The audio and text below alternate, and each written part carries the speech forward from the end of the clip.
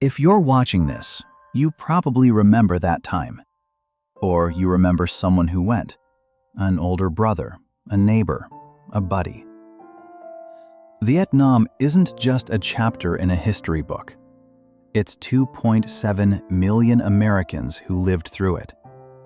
It's a generation that came home and found out their country wasn't looking at them the same way it looked at World War II veterans. Today we're going to walk through this war in order. No sugarcoating, just the facts. Part 1. Why did we go in the first place? To understand Vietnam, you have to go back to 1954. France had controlled Vietnam as a colony since roughly the 1800s.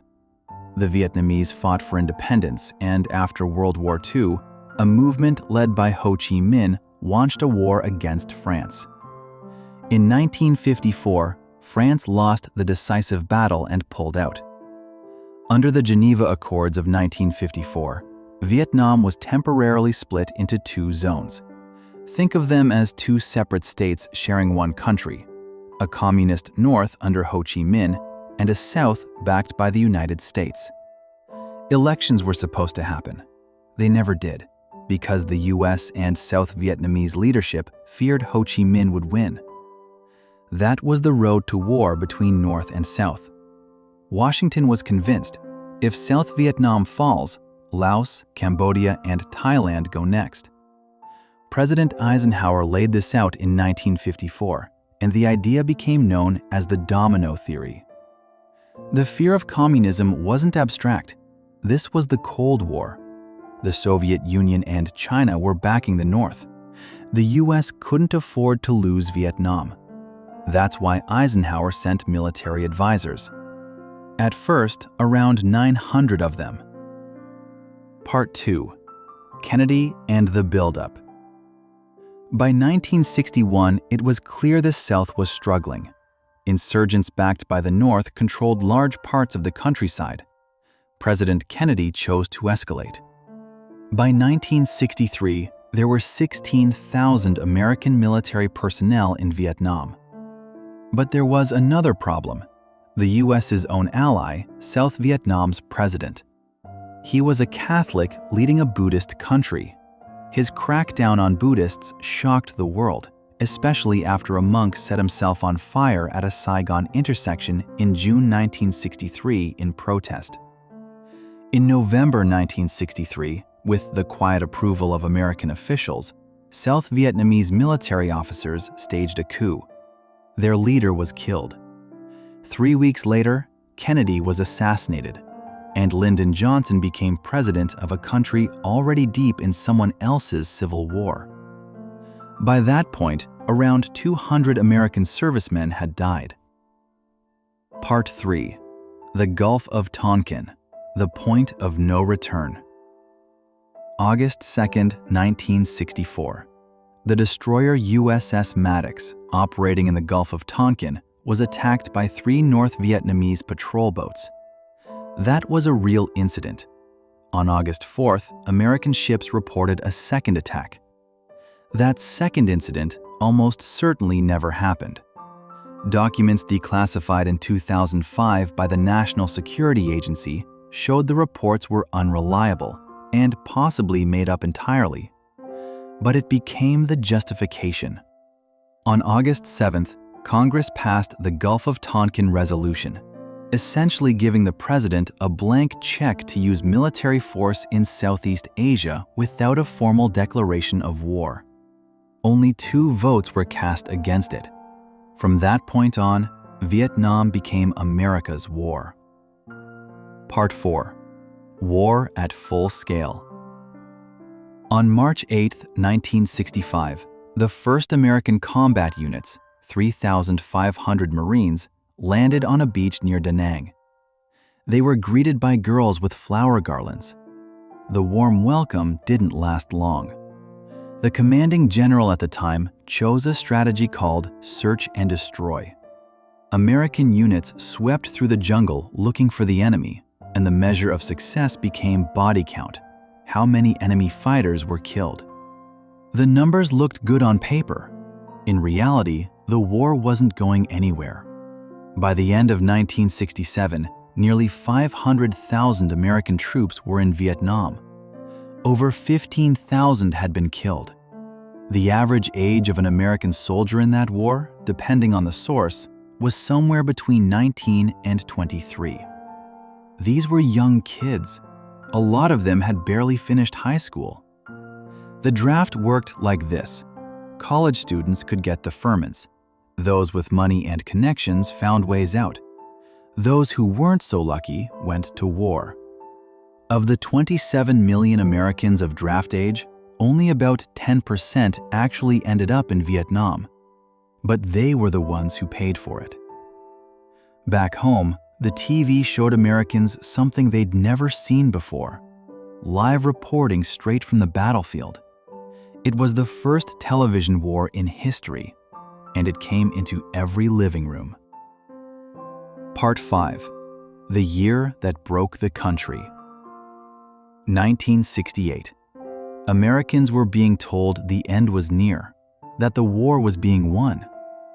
On the night of January 30th going into the 31st, during the Vietnamese New Year, around 85,000 North Vietnamese fighters attacked more than 100 cities and military bases across South Vietnam.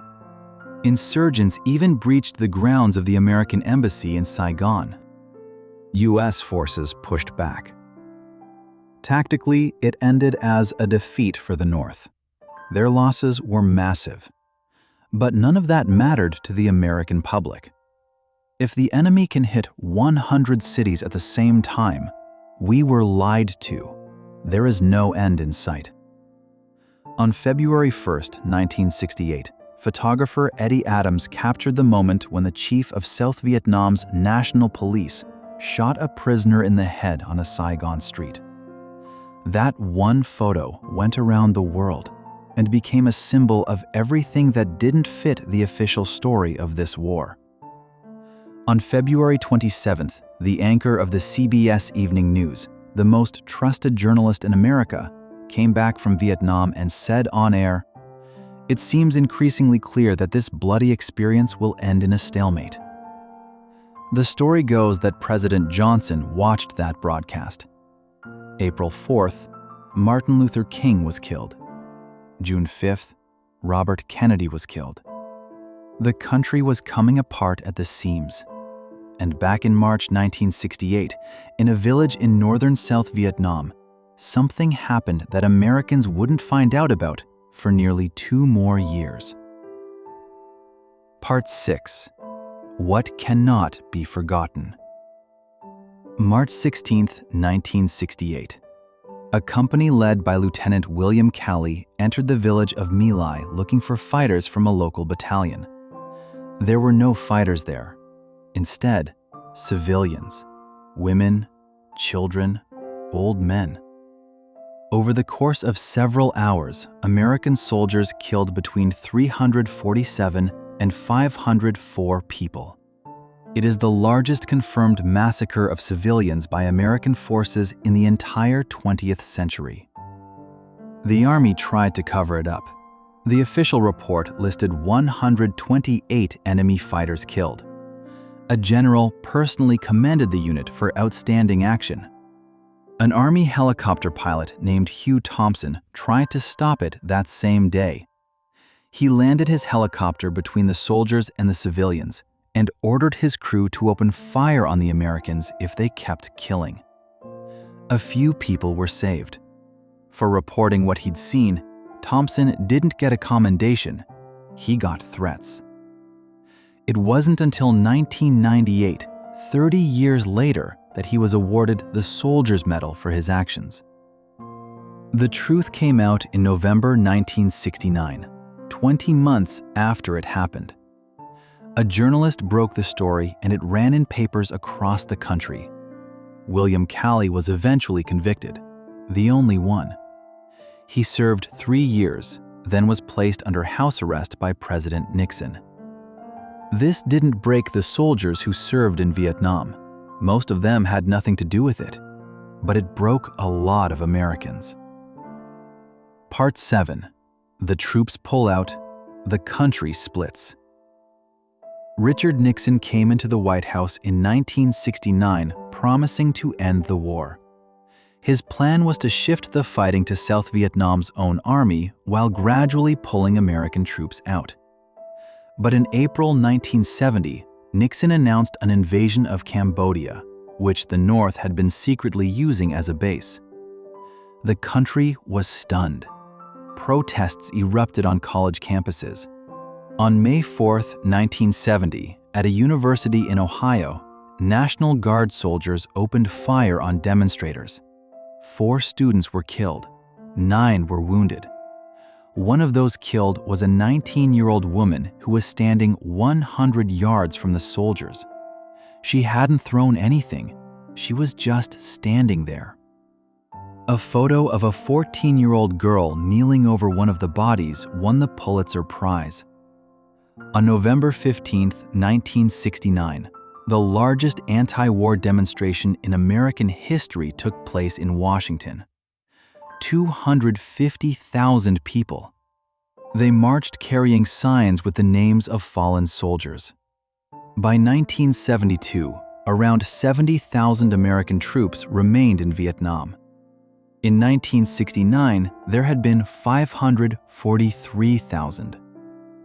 On January 27, 1973, the Paris Peace Accords were signed.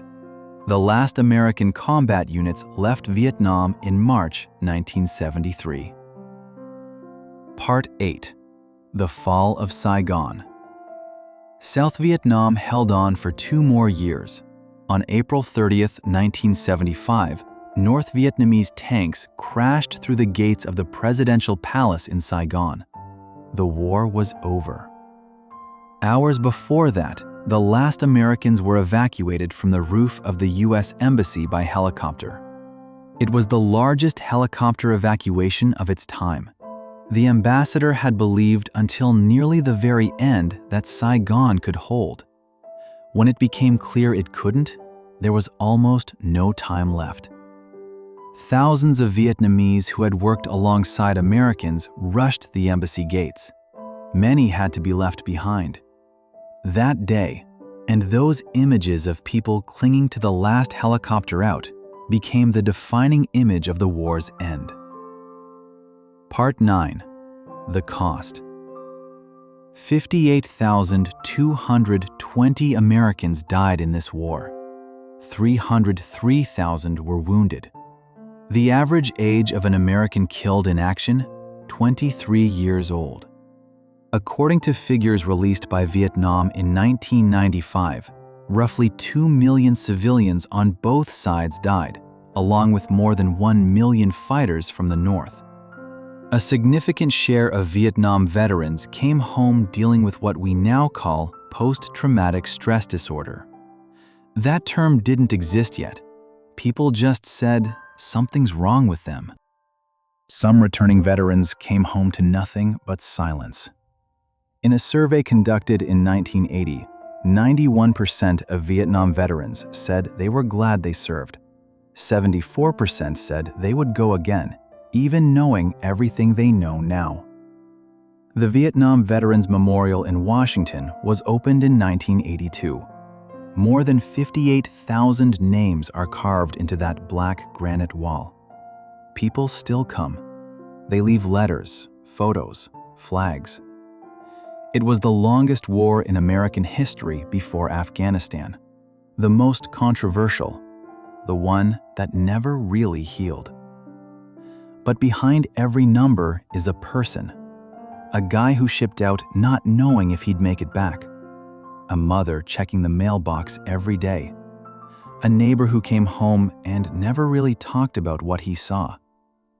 They deserve to be remembered, not as a political symbol, just as people who were there. Thank you for watching this video. This is a very important topic, and every like helps the video reach more people. Leave a comment and let me know what topic you'd like to see in the next video.